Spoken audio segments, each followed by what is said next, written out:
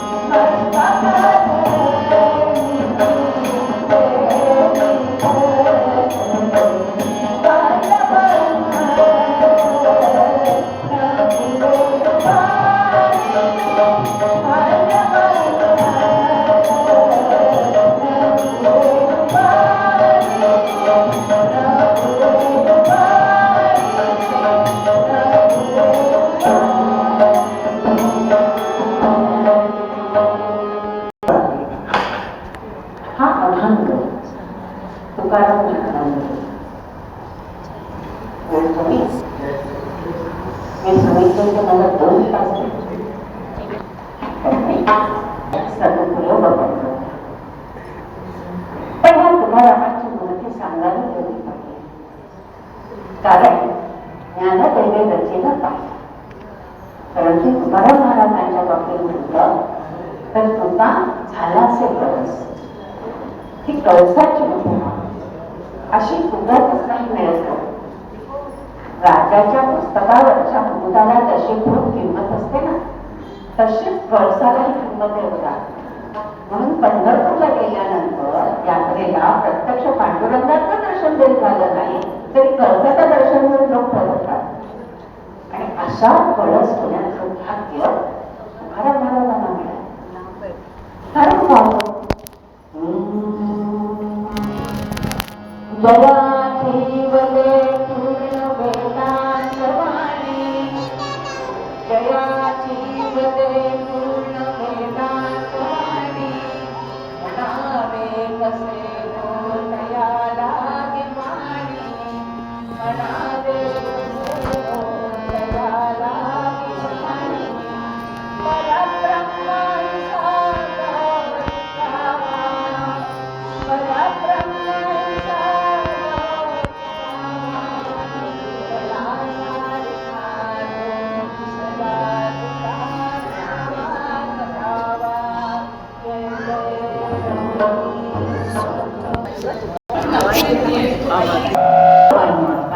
न पुरेली वाणी. कोणाची स्तुती करावी तर स्तुती देवाची पण करतात आणि गुरुची पण करतात. तेव्हा अपेक्षित गुरुची स्तुती. आणि गुरुची स्तुती करताना माझे शब्द अपुरे पडतायत असं म्हणतायत तुकाराम महाराज. गुरु दोन प्रकारचे असतात. एक ते आपल्याला लौकिक शिक्षण देतात, म्हणजे थोडक्यात बोलायचं तर नोकरी लागून उपजीविका चालण्यासाठी मिळणारं ते शिक्षण, ते शिकवणारेच आहे ते गुरु, पण ते नसते. आणि 84 लक्ष योनी फिरल्यानंतर प्राप्त झालेला हा जो नरदेह आहे, या नरदेहातून सुटका व्हावी याकरता आपल्याला योग्य मार्गदर्शन करून आत्मबोध ज्याला आपण म्हणतो, हा आत्मबोध जो करून देतो तो सद्गुरू. आणि असा सद्गुरू, अगदी सरळ साधी सोपी भाषा तुम्हाला मी सांगते. आणि असा जो सद्गुरू, त्या सद्गुरूचे श्रीमद शंकराचार्य असं म्हणतात,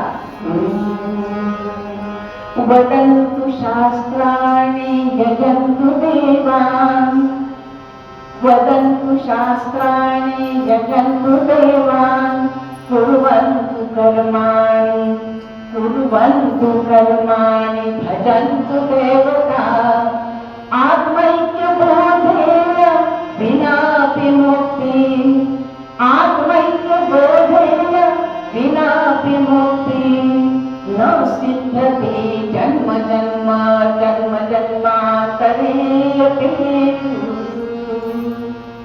बघा, शब्द कसे आहेत, जन्म जन्मांतर, म्हणून शब्द मी तो वापरला की अनेक जन्म जरी घेतले तरी देखील तुम्हाला आत्मबोधाशिवाय, आत्मज्ञानाशिवाय मुक्ती मिळणार नाही.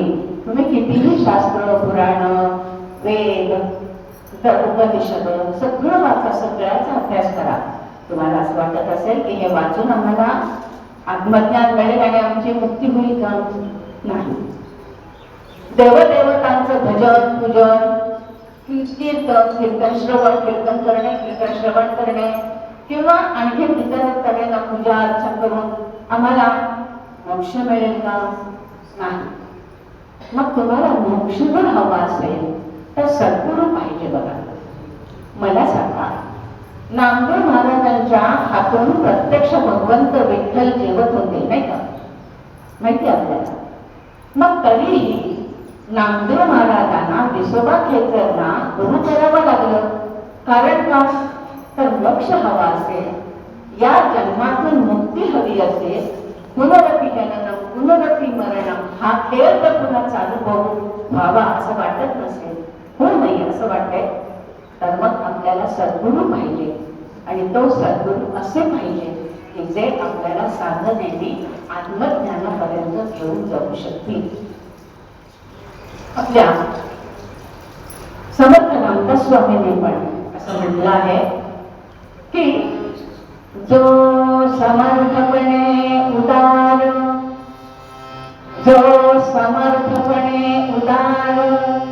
जे का अत्यंत दानशूर, तया तेनी हा दान विचार विहरा नवचे. कारण देणं म्हटलं की दाता, म्हणजे मग असा कोणता दाता आहे की तो समर्थपणे उदार आहे, म्हणजे खूप श्रीमंत आहे, उदार आहे, कर्णासारखा उदार आहे, तर तो देतो. पण हा अत्यंत उदार असणारा श्रीमंत दानशूर माणूस देखील आत्मज्ञानाचा जो विचार आहे तो देऊ शकत नाही, आत्मज्ञान देऊ शकत नाही. मग आपल्याला असं वाटतं की ठीक आहे, हे लोक नाही ते, मग राजे महाराज आहेत ते देतील का हो आपल्याला आत्मज्ञान? याबद्दलही आपल्या समर्थ रामदास एके ठिकाणी म्हणतात, महाराजे चक्रवर्ती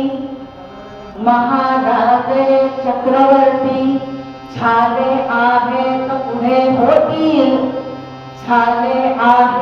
पुढे होतील, परी कोणी सायुज्य मुक्ती देणार नाही. तुम्हाला जर सायुज्य मुक्ती हवी असेल तर हे राजे महाराज सुद्धा देऊ शकत नाही. अहो, ते स्वतःचं सिंहासन छत्रछायावर देऊ शकत नाही. तिथे ते कमी पडतात किंवा त्यांना ते देता येते, त्यांना तो अधिकार नाही. रघुराजाचं असं झालेलं होतं. तर मग हे आपल्याला आत्मज्ञान ते काय देणार ना?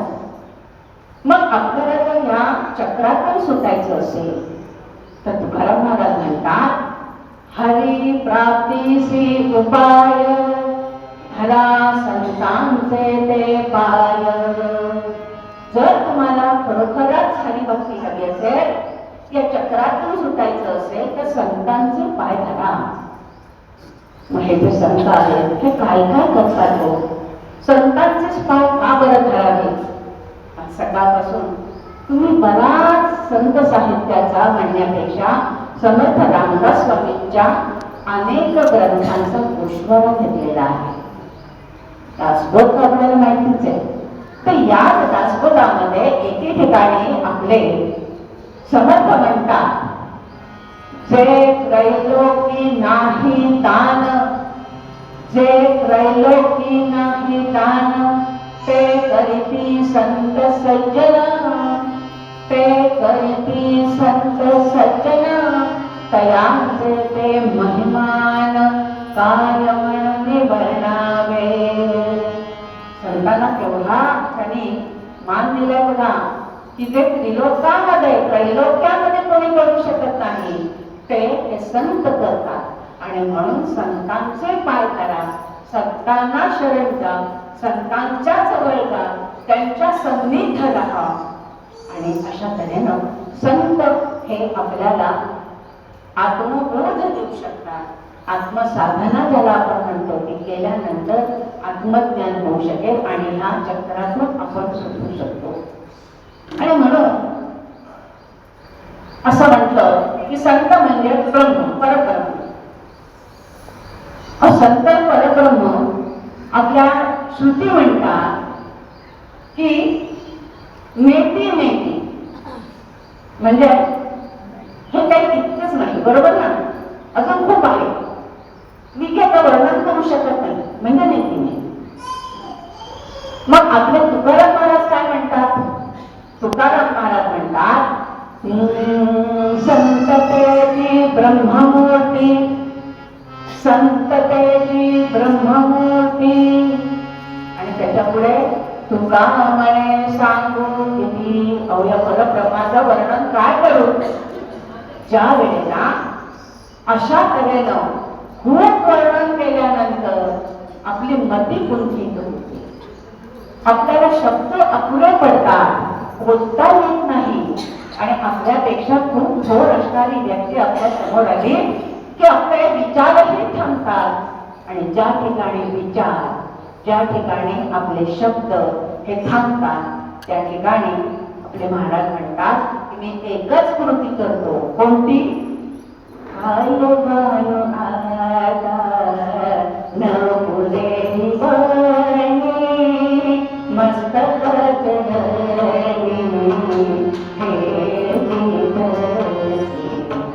मी काय करू शकतो? तर माझं डोकं आहे ते चरणावर ठेवून त्यांना मनापासून शरण करू शकतो. आणि असे हे संत आपल्याला आपल्या जीवनात अत्यंत महत्वाचे आहेत. संत कसे आहेत? हे संत परिसर सारखे. परिसर कोणी पाहिला? मी तर नाही पाहिला. तुम्ही पाहिलंय कोणी? नाही, आपण पाहिला नाही. पण परिसराची ख्याती अशी आहे की परिसराजवळ जर अत्यंत हिणकस असणारं, म्हणजे अत्यंत कमी प्रतीचं असणारं लोखंड आहे, तर त्या लोखंडाला परिसराचा स्पर्श झाला तर लोखंडाचं सोनं होतं. बरोबर? हे ऐकलेलं आहे. म्हणजे इतकंच नाही तर नामदेवांची गोष्ट पण आहे बघा, परिसराची गोष्ट ती पण आपल्याला माहिती आहे, पण प्रत्यक्ष आपण कधीच पाहिलं नाही. थोडक्यात काय, अत्यंत श्रेष्ठ जो आहे, हा अत्यंत श्रेष्ठ जो अत्यंत तुकडा आहे, दीन आहे, अशा सगळ्यांना आपल्या जवळ घेतो. कुणाला तो दीन आहे म्हणून दूर लोटत नाही बघा. आणि हे कधी घडतं? ज्या वेळेला आत्मज्ञान होतं तेव्हा. आत्मज्ञान होतं तेव्हा जीवाजीवाला ईश्वर दिसायला लागतो. हा ईश्वर दिसणे म्हणजे आत्मज्ञान होणे. माझा आत्मा आणि तुमचा आत्मा हा सारखाच आहे. नामदेवांना म्हणून कुत्र्यामध्येही ईश्वर दिसला. कुत्र्याच्या पाठी कुत्रा भाकरी घेऊन पळाला तर त्याच्या मागे तू गेले करत करत करत नामदेव महाराज त्याच्या मागनं गेले. ह्याचं कारण काय हो? त्याचं कारण हेच आहे की त्याने ईश्वर पाहिला हो. अरे माझ्या ईश्वरा, कोरडी नको ना भाकरी खाऊस, थोडं दूध घे त्याच्यावर. हे जे म्हणत आहे ना, ह्याला म्हणायचं आत्मज्ञान. हे जे आहे ह्याला म्हणायचं आत्मज्ञान. आणि हे आपण नुसतं सांगून बोलून एकमेकांना नाही, त्याचा प्रत्यक्ष अनुभव हा आपल्याला फक्त कोण देऊ शकतो? तर आपले संत जे आहेत ते देऊ शकतात. त्याची एक आपण छोटीशी गोष्ट. सकाळची वेळ होती आणि एका हाबळीवर आपल्या नातवंडांना खेळवत संताजी बसलेले. एक कोकोर त्यांच्या मांडीवर पडलंच होतं, जरासं आजारी होतं, पडलं होतं. आणि इतक्यात संताजींना हाक आली, अरे संताजी चल येतोयस ना, असं म्हणत म्हणत आत आले. ते होते तुकाराम महाराज. तुकाराम महाराज म्हणाले, चल वारीला येतोयस ना, चल आमच्या बरोबर. संताजी म्हणाले, महाराज कसं येऊ? अहो मी माझ्या मांडीवरचं पडसडलेलं आजारी मोर पाहिलं ना, माझ्याशिवाय एक सेकंद राहत नाही. मी नसलो तर हा खात नाही, पीत नाही, याला टाकून कसा येऊ हो? हे बघितल्यानंतर तुकाराम महाराज म्हणतात, ठीक आहे, पुढच्या वर्षी पुन्हा तुकाराम महाराज हात मारायला गेले संताजी म्हणून. त्यावेळेस संताजीने सांगितलं, महाराज काय सांगू, अहो परवाच माझी 20 दूध देणारी गाय मेली हो, आणि आता हा सगळा एवढा मोठा चरितार्थ प्रपंच चालवायचा आहे, कसा चालवायचा या विवंचनच मी आहे, कसा येऊ गो मी नाही या वर्षी वारी पाहिजे. तुकाराम महाराज म्हणाले, ठीक आहे बाबा, पुढच्या वर्षी. एकाच पीठावर एकच खेळ किती वर्ष चालला? 12 वर्ष चालला. आपण असतो तर काय म्हटलं असतं, नाक सोडून दिला असता, येत नाही ना, सुटवते. पण ते तुकाराम महाराज होते, संत होते, तेवढ्या काही नाही, असं नाही झालं. आणि असं एका संताजी थापी टाकून आपल्या नातवंडांशी खेळत बसले होते, आणि त्यांना एकदम गलका ऐकायला आला. जरा जरा जरा जरा सोडा सोडा सोडा सोडा असं ऐकायला. काय चाललंय, कसला गलका चाललाय? संताजी मांडीवरचं पोट खाली ठेवलं आणि बाहेर धावले. गर्दी ही जमली होती. सगळ्यांना बाजूला सारत सारत सारत सारत जिथे प्रत्यक्षात हा चाललेलं होतं तिथपर्यंत पोहोचले. आणि पाहिलं तर काय, तुकाराम महाराज एका वडाच्या झाडाच्या फांदीला लोटत होते आणि म्हणत होते की मला धरा धरा धरा, पकडा पकडा, मी आता वाचत नाही. हे बघितल्यानंतर संताजीला हसू आलं. संताजीने म्हटलं, महाराज तुम्ही जगाला ज्ञान देता आणि तुम्ही तर त्या फांदीला धरून ठेवलाय आणि तुम्ही म्हणताय सोडा सोडा सोडा सोडा, कसं काय सोडा?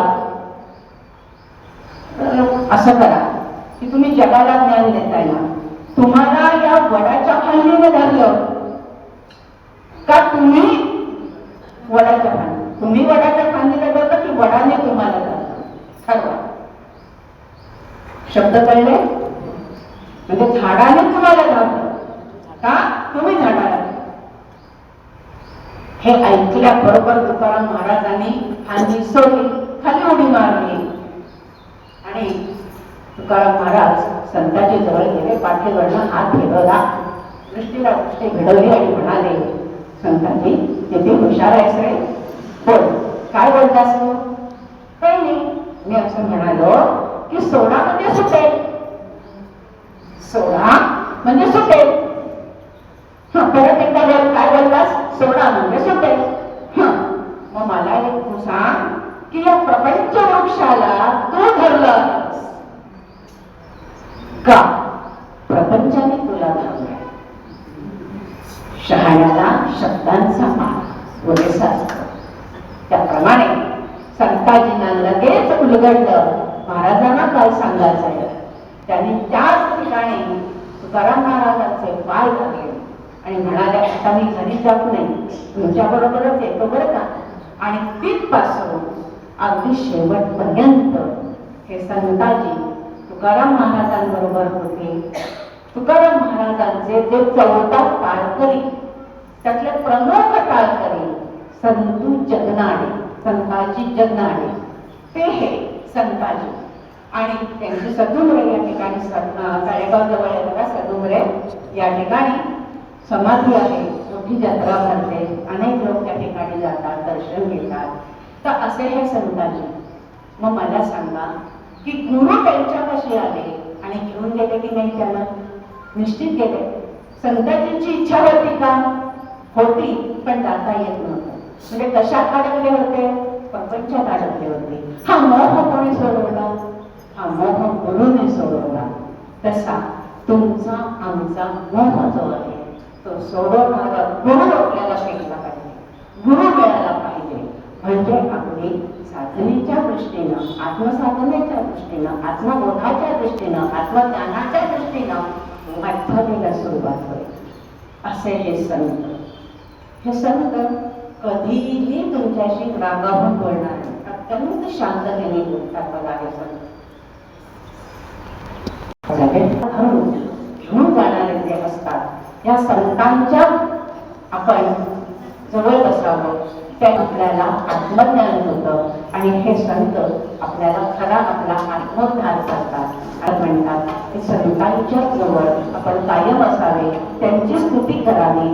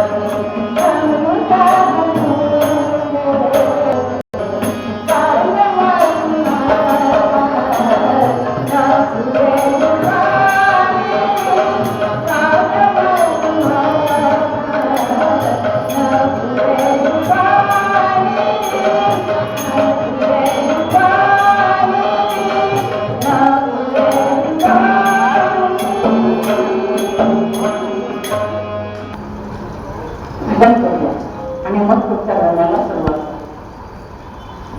त्या रंगामध्ये आपल्याला नको असताना सुद्धा कशा तऱ्हेनं संत आपल्याला मार्गावर आणतात त्याचं उत्तम उदाहरण तुम्ही आता प्रवचनामध्ये सगळ्यांचं ऐकलं. त्याची पूर्ण गोष्ट जी आहे ती आपण पुढच्या रंगामध्ये बघणार. मोठी ऐकण्याजोगी रंजक असणारी गोष्ट आहे. आपण बघूया. तत्पूर्वी आपण भजन करूया. रामदास गुरु माझे आहे मला भाव जावा, रामदास गुरु माझे आहे मला भाव जावा, रामदास गुरु माझे आहे मला भाव जावा. म्हणा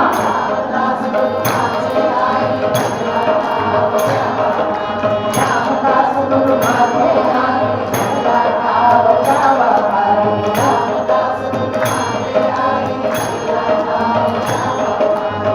राम जय राम जय जय राम, श्री राम जय राम जय जय राम, श्री राम जय राम जय जय राम, श्री राम जय राम जय जय राम, श्री राम जय राम जय जय राम, श्री राम जय राम जय जय राम, श्री राम जय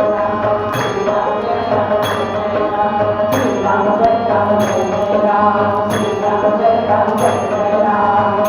जय राम जय जय राम. रामदास गुरु माझे आहे मला भाव जावा, रामदास गुरु माझे आहे मला भाव जावा, रामदास गुरु माझे आहे मला भाव जावा, रामदास गुरु माझे आहे मला भाव जावा.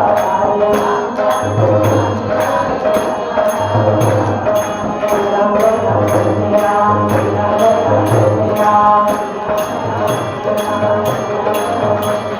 श्री राम जय राम जय जय राम, श्री राम जय राम जय जय राम. रामदास गुरु माझे आहे मला भाव जावा,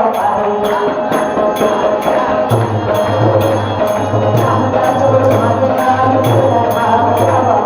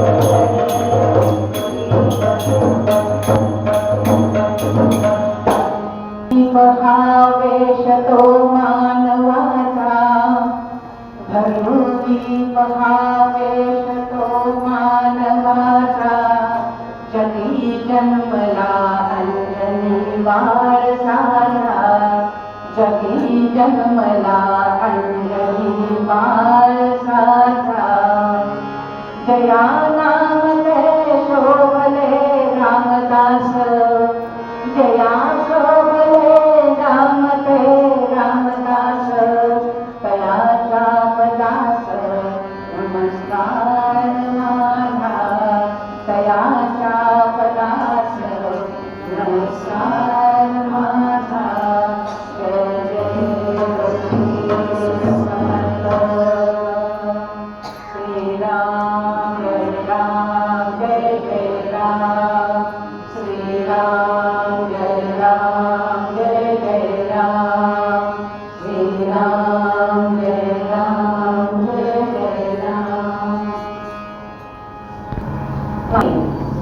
म्हणजे हनुमान याने पुन्हा जन्म घेतला. सगळेच अवतार घेतात. तसंच आता मारुती जर आपण म्हटलं तर शंकरांचा 11वा अवतार आपल्या सगळ्यांना माहिती. आणि याच मारुतीचा रामदास स्वामी हे पण अवतार आहे. आणि म्हणून जगी जन्मला अंजनी बाळसाचा असं मी आता पदामध्ये म्हणते. कुठे आले व जन्माला? जांबवारी गौतमी तटाखाली जांबवारी गौतमी तटाखाली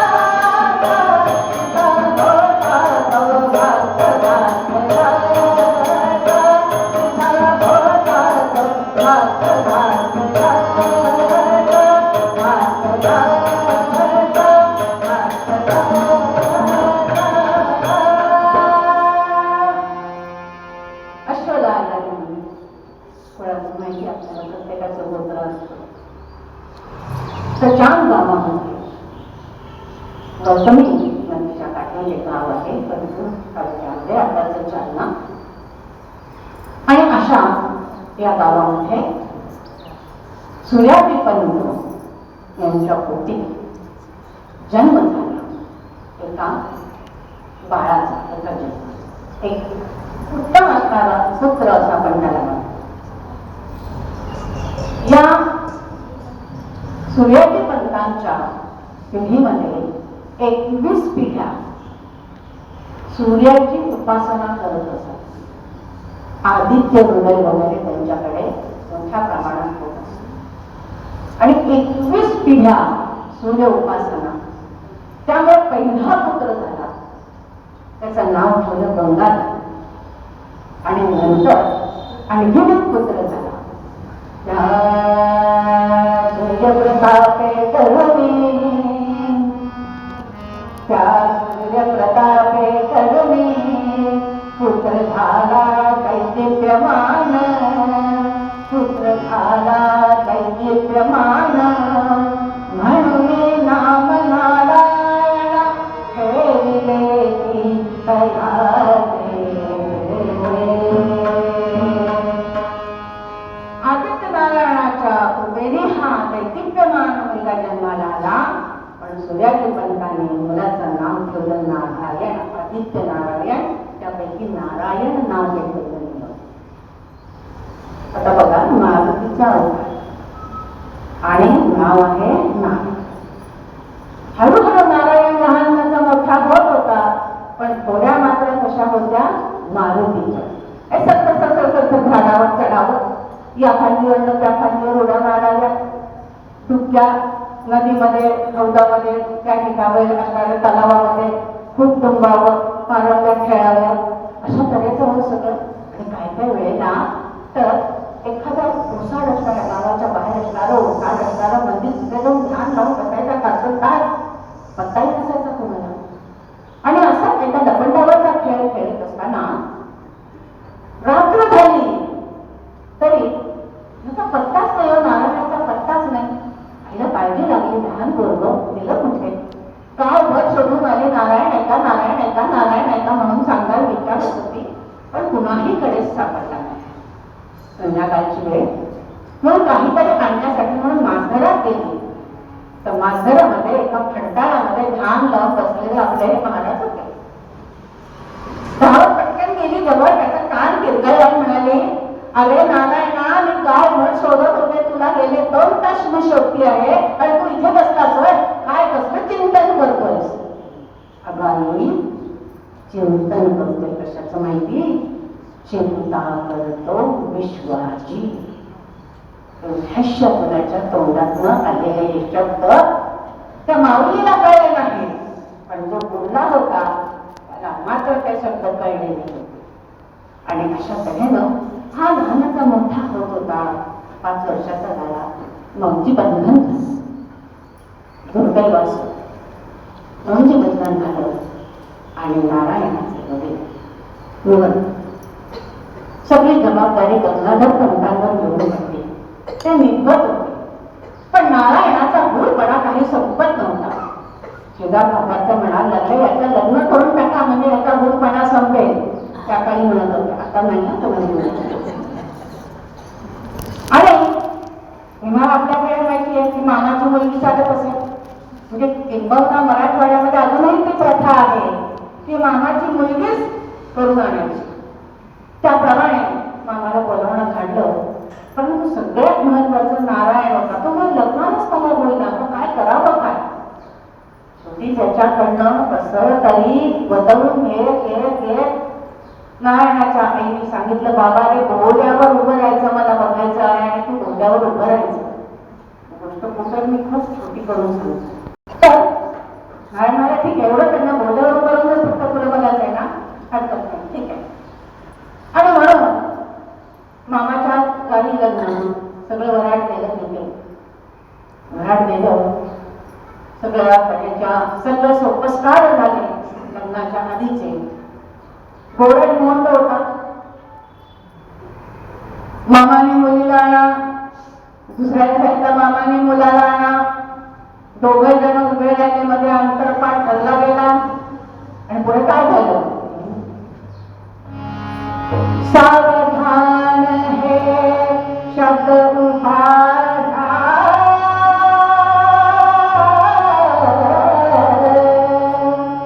सावधान है शब्द उभारा, शब्द उभारा, सावधान है शब्द उभारा,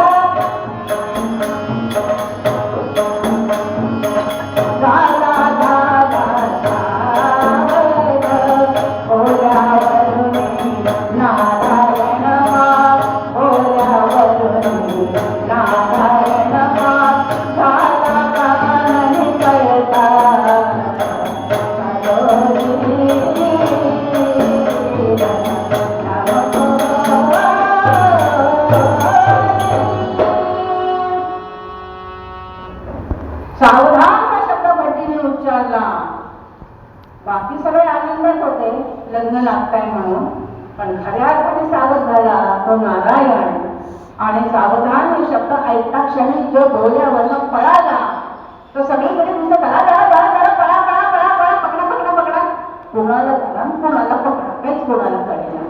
एकच गोंधळ त्या ठिकाणी झाला. आणि मग सगळ्यांना कळलं की नारायण पळाला. खूप शोधलं, नारायण सापडला नाही. हा नारायण एका झाडावर जाऊन बसला होता. सगळीकडे तिलाच काहीच नव्हता.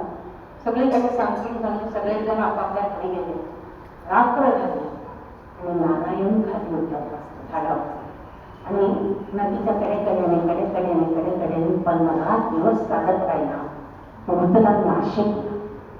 श्रीरामांचं दर्शन घेतलं आणि नाशिक जवळ टाकळी नावाचं एक गाव, त्या ठिकाणी त्याने राहायचं ठरवलं.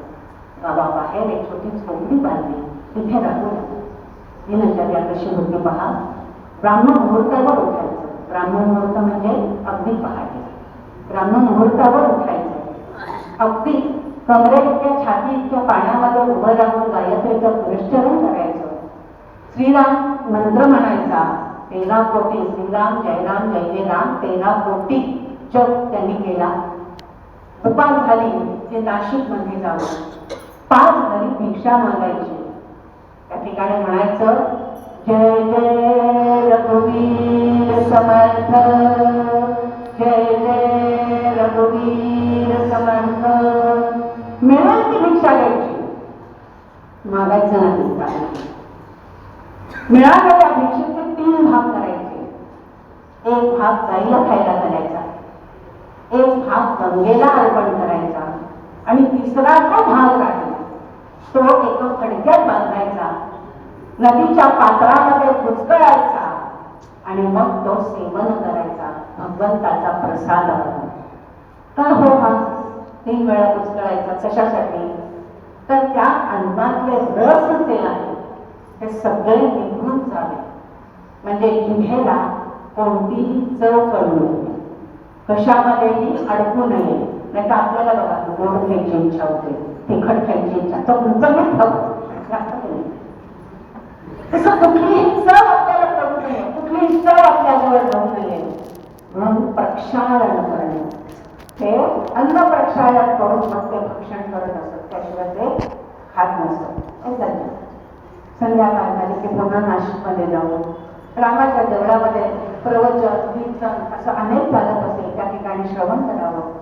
पुन्हा घरी आल्यानंतर रामनामाचा जप करावा आणि त्या जपामध्येच निद्राधीन व्हावे. 1 नाही 2 नाही 3 नाही 12 वर्ष तपश्चर्या चालली होती. आणि अशी 12 वर्ष तपश्चर्या झाल्यानंतर काय झालं हो?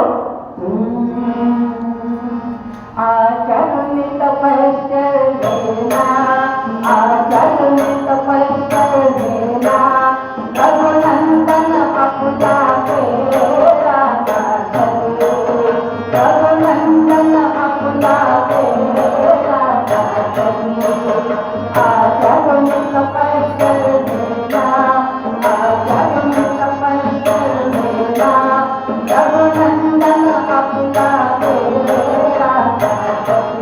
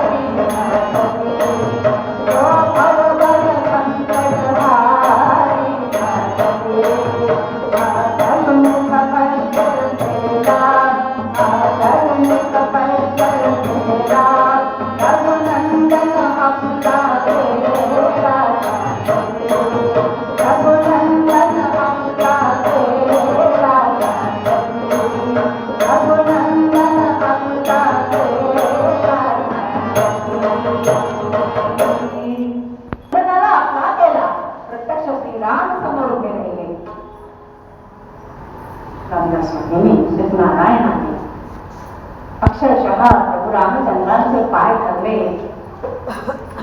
प्रभू रामचंद्राने नारायणाला उत्तर आणि म्हणाले, नारायणा आजपासून तू नारायण नाहीस, आजपासून तू रामदास. आणि आजपासून तुझ्या कार्याला सुरुवात होईल, समर्थपणाने सुरुवात होईल, म्हणून तू समर्थ रामदास. आणि आता तू कार्याला तुझ्या सुरुवात कर. प्रभू रामचंद्रांची आज्ञा मानली. पहिले त्याने आज्ञा मानली ती म्हणजे देशाटन करणे.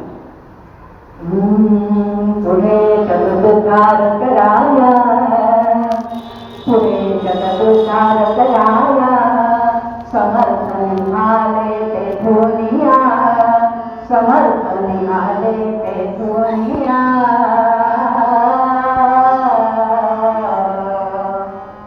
तिथून निघाले गावात गावी जायचे. गावाच्या बाहेर एखादी झोपडी बांधायची, तिथं राहायचं, मुलांना एकत्र करायचं, मारुतीची स्थापना करायची, तिथल्या मुलांना बरोपासना शिकवायची. आपल्या धर्मातल्या हिंदू धर्मातून अनेक श्लोक अनेक गोष्टी त्याने शिकवल्या.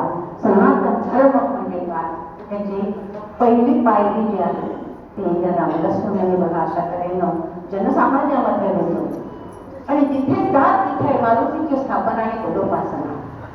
ठिकठिकाणी संपूर्ण महाराष्ट्रात अगदी तुम्ही दक्षिणेकडे गेलात तर तिथेही रामदास स्वामींनी स्थापन केलेले मारुती बघायला मिळते ना तुम्हाला. तर अशा बऱ्याच ठिकाणी हे रामदास स्वामींनी मारुती स्थापन केली. पण त्यातल्या त्यात 11 मारुती जास्त प्रसिद्ध आहेत. त्यातला एक शहापूर नगरामध्ये पहिला मारुती जो स्थापन केला त्याची गोष्ट ही सतीबाई. शहापूर नामे नगरी एक होती कृष्णा देवी. शहापूर नामे नगरी एक होती कृष्णा देवी. तेथे बाजीपंत शेकदारी करीत होता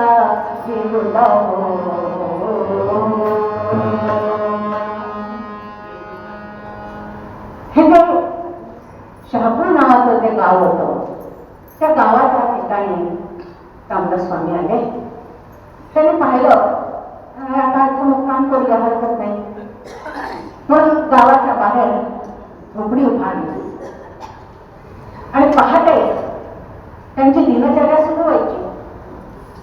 तर या गावामध्ये गावात सूर्याशाला एक मोठा वाडा लागला. तो वाडा होता बाजीपंत शेतदार. मग शेतदार म्हणजे कोण तर बादशहाच्या पदरी असलेला नोकर की ज्यांनी शेतसारा गोळा करायचा, त्यातला एक तृतीयांश स्वतःला ठेवायचा आणि बाकीचा सगळा सरकार दरबारी जमा करायचा. हे काम जो करतो तो शेतदार. तर असा हा बाजीप्रभू नावाचा शेतदार त्या ठिकाणी राहतो. श्रीमंत.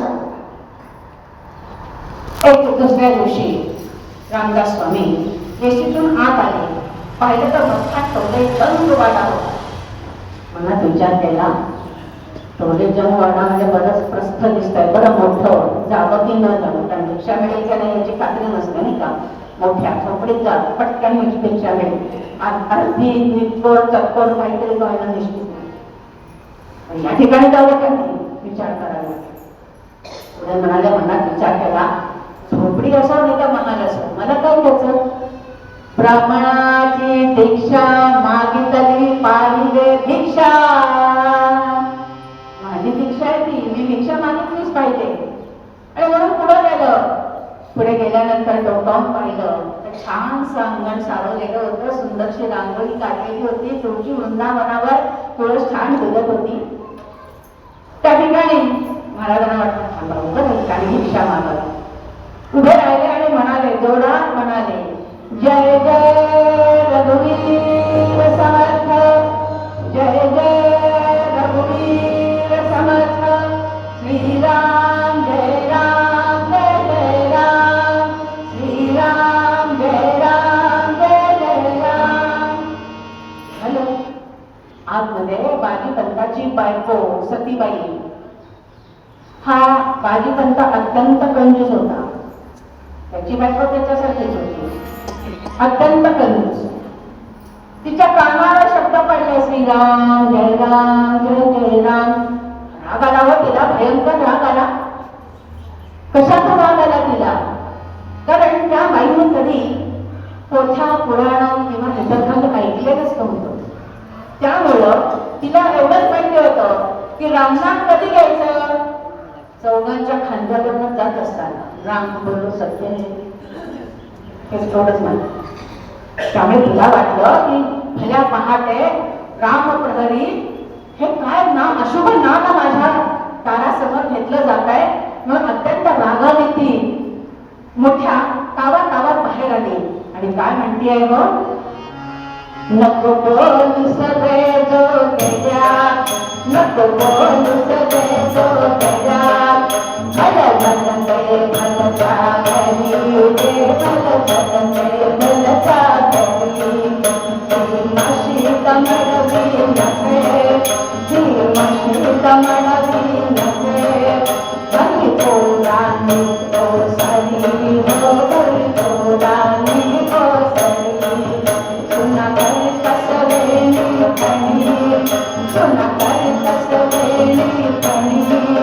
बसुनिया मजा घरी रे, बसुनिया मजा घरी. आग लागो तोंडा तुझ्या, अरे आग लागो तोंडा तुझ्या. निगमजा काळे करी रे, निगमजा काळे करी. निगमजा काळे करी रे, निगमजा काळे करी. हा मला बघायला समोर माहिती का कोणाचा वाडा आहे? हा बाजीबंधांचा वाडा आहे. माझा नवरा, माझे पतिराज अधिकारी आहेत. असे 10 वाडे आहेत आमचे, माहिती का तुला? कितीतरी गाड्या आहेत. आणि हे दिसतंय ना, हे अस्सल सोन्याचं आहे बरं का, ग्रामचं नाही आत्तासारखं. आणि असं त्याला तरी आपलं वैभव दाखवत होते. आणि काय रे, कोणाच्या त्याला हे अशुभ अशुभ अशुभ सकाळी सकाळी उठून बोलतो असतो. स्वामीजी मनात म्हणतात, ह्या बाईला काही कळत नाही. आणि ते तिला समजावतात, अगं सती, रामनाथ देवी घेतोय ना, हे मंगलांचं मंगलम आहे बघ. रामाने कधी कुणाचं वाईट नाही केलं बरं. हा अहिल्योद्धारक आहे, त्याने अहिल्याचा उद्धार केला. अनेक शत्रूंचा, अनेक राक्षसांना ठार मारलं. आणि असे हे अत्यंत मंगलांच्या मंगलमचे नाव आहे, तेही तुझ्या दारी घेतो आहे.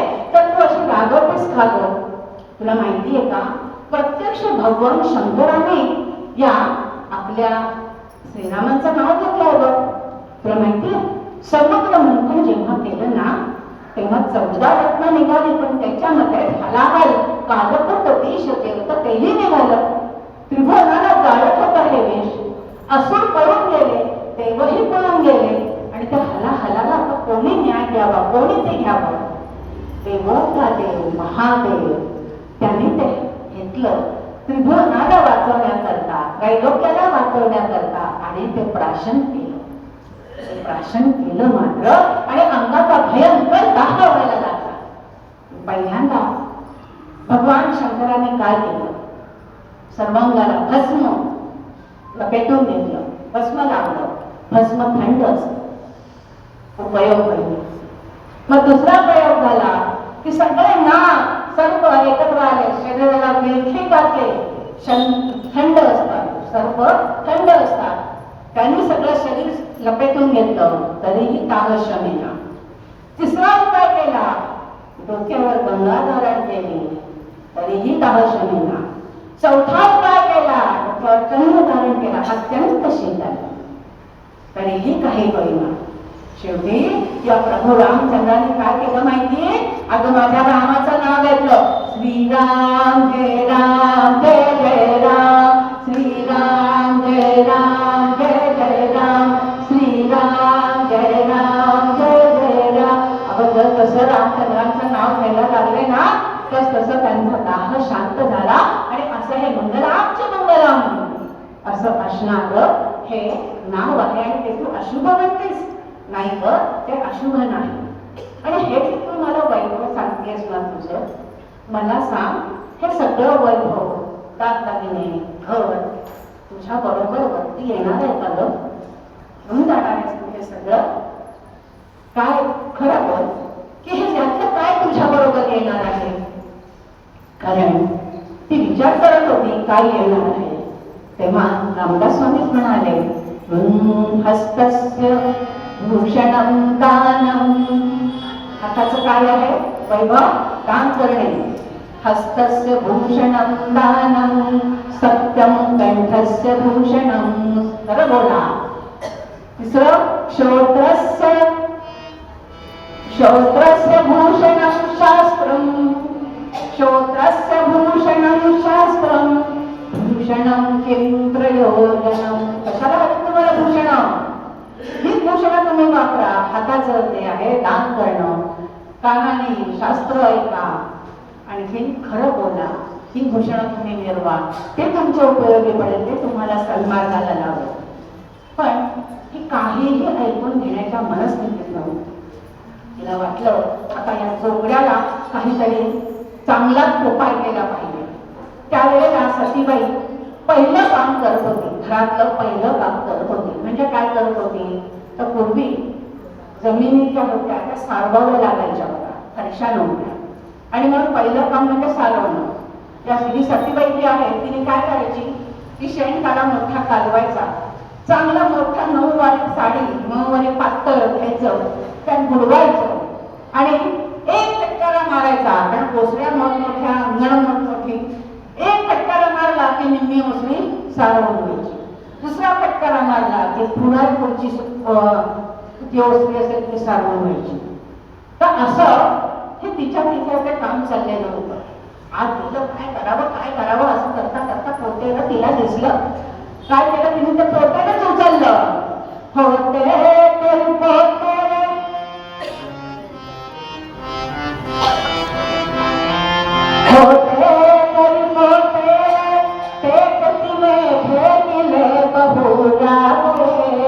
स्वामी मुखावर परी संतोष झाला त्यास योगे.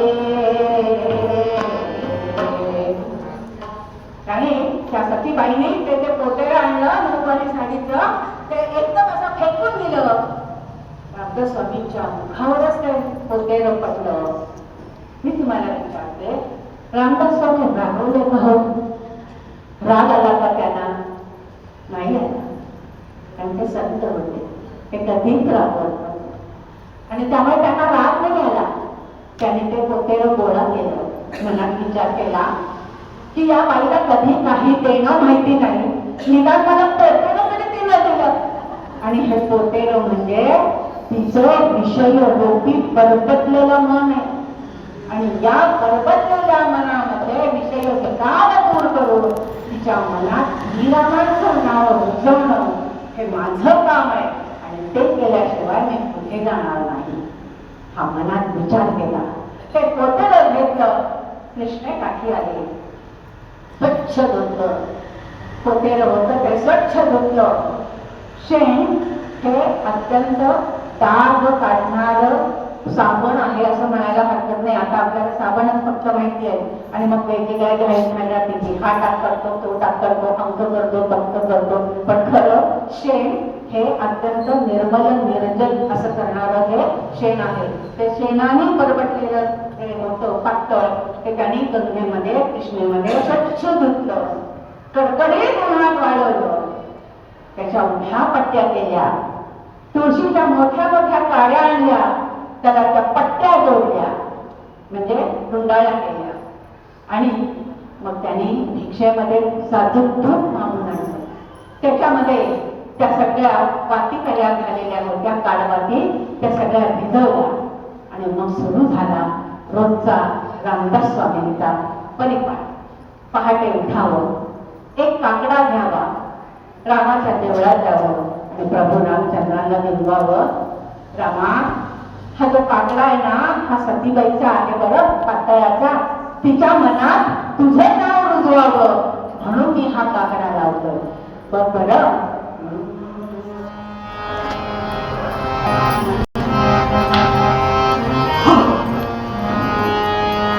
मान्य केला हा देवा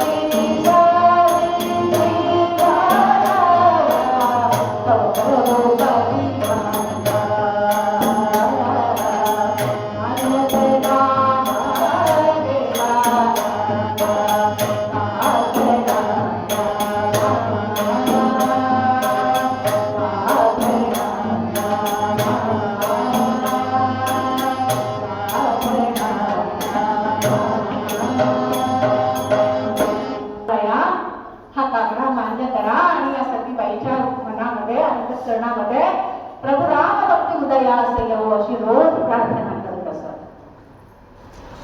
प्रभू रामचंद्रांना रामदास स्वामींचा अपमान झालेला आवडलं नाही. रामदास स्वामी काही बोलले नाही, पण रामचंद्रांना प्रभू रामचंद्रांना म्हटलं आवडलं नाही. त्याने काय केलं की हा जो बाजीपंत होता, त्या बाजीपंताने 5 वर्षाचा शेतकरा होता होता. ती त्याची जी चूक आहे ती विजापूरच्या बादशहाच्या नजरेस आणून दिली. एकदा विजापूरचा बादशहा सगळा शेतसारा वसुली बघत होता. त्यावेळेला बाजीपंताने 5 वर्षाचा शेतसारा भरलेला नाही हे त्याने पाहिलं आणि मग काय फरमान सुटलं, जाओगे रफ्तार करो बाजूबंद करो, अरे जाओगे रफ्तार करो बाजूबंद करो, जाओगे रफ्तार करो बाजूबंद करो, अरे जाओगे रफ्तार करो बाजूबंद करो. नहीं जमाने किया उसने अपनी ताकत को, नहीं जमा किया है उसने अपनी ताकत को. जाओगे रफ्तार करो बाजूबंद करो, अरे जाओगे रफ्तार करो बाजूबंद करो. नहीं जमा किया है उसने अपनी ताकत को, नहीं किया है उसने अपनी ताकत को. भगवान बड़ा है तुम मंदिर मानो हो गया, भगवान बड़ा है तुम मंदिर मानो हो गया.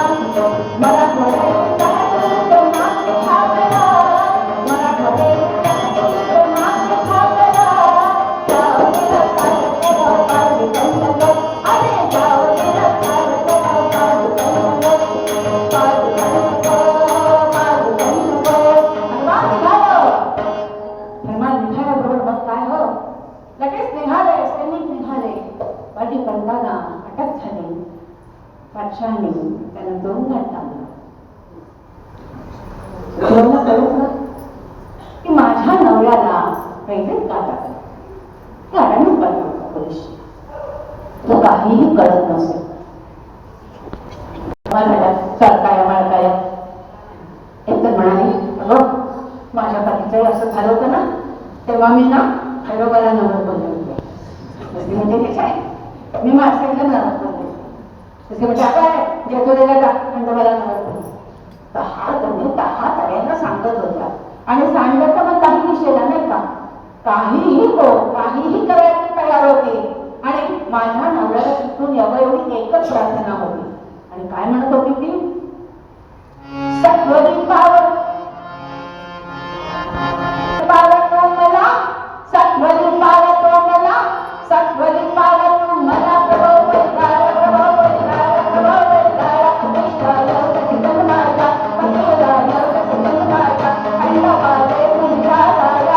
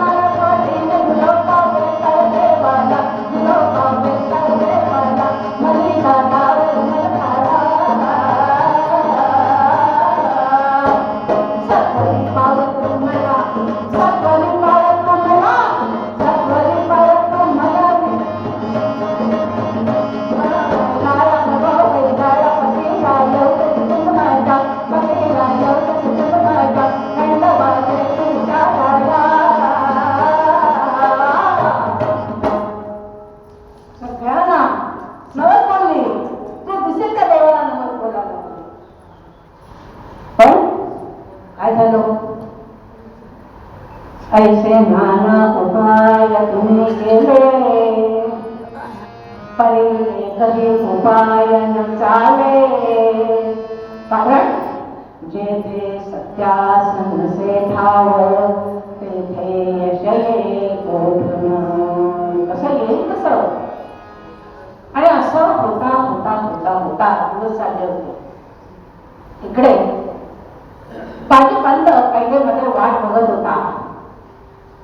माहिती होतं की मी आता निर्देश आहे, पण आत्ता जामीना सुटेल हे माझ्याकडे एवढी संपत्ती आहे, मी आत्ता सुटेल जामीना. सारा काय माझ्या घरात कोणी भरेल, एक दागिना विकला ना सतीना तरी ती शेतसारा करू शकते. आणि म्हणून स्त्रीची वाट बघायला मुलांना खूप दिलेला आहे, एवढंच त्यातलं मुलांनी दिलं तरी माझा जामीन होईल, मी सुटेल. मुलाची वाट बघायला लागला, मुलीची वाट बघायला लागला, जावयाची वाट बघायला लागला. अनेक मित्रांना त्याने दुखावलं होतं, त्यामुळे ते मात्र म्हणत होतं त्याला काय देतो. पण घरातले मात्र सगळे काही न करता शांत होते. असं होता होता होता 6 महिने. धिक्कार या सर्व संसार कृत्या, धिक्कार या सर्व संसार कृत्या, उमगून देती मुले सर्व सत्या, उमगून देती मुले सर्व सत्या. कुणी दाता सोडवी बंद माझा, कुणी दाता सोडवी बंद माझा. कधी ना आठवीला रघुराम राया, कधी ना आठवीला रघुराम राया. श्रीराम जय राम जय जय राम, श्रीराम जय राम जय जय राम, श्रीराम जय राम जय जय राम. पश्चाताप व्हायला लागला. एवढी संपत्ती मिळवली, सगळ्यांना दिलं, पण आज माझ्यासाठी मात्र कोणीही नाही. वाड्याला हे सत्य समजलं होतं मला, ते सत्य माझी बंधाला पाहिलं. मनापासून त्याने प्रभू रामचंद्रांचा धावा सुरू केला, जप सुरू केला. हा जप सुरू झाला माझ्या बंधाचा. मनापासून त्याला उपरती झाली, पश्चाताप झाला. हे अंतर्ज्ञानाने रामदास पावलेला कळलं, समर्थना. आणि धावत धावत धावत ते प्रभू रामचंद्रांच्या दरबारात गेले, देवळात गेले आणि म्हणाले, रामराया, अरे माझी पंथाचा बंध सोडव बरं का. पश्चाताप झालाय, मनापासून त्याला पश्चाताप झालाय, आता त्याचा बंध सोडव. प्रभू रामराय हसले, म्हणाले, मी कशाला सोडवायला हवा, तू समर्थ आहेस, तू सोडव की. समर्थ म्हणाले की मी समर्थ आहे, पण समर्थामध्ये सगळ्यात महत्वाचं म्हणजे मला कुठलाही मोठेपणा मिळवायचा नाही. लोकांनी मला समर्थ म्हणावं असं मला वाटत नाहीये. नाव घेतलं जातं तिथे संकट कधी येते, प्रत्यक्ष प्रभू रामचंद्रा तू जाऊन तिथे निवारण करतोस, हे मला दाखवायचं आहे. तेव्हा तू जायचंस तिथे. आणि मला सांगा प्रभू रामराया, तुम्ही किती जणांचं संकट आतापर्यंत निवारण केलंय, किती जणांना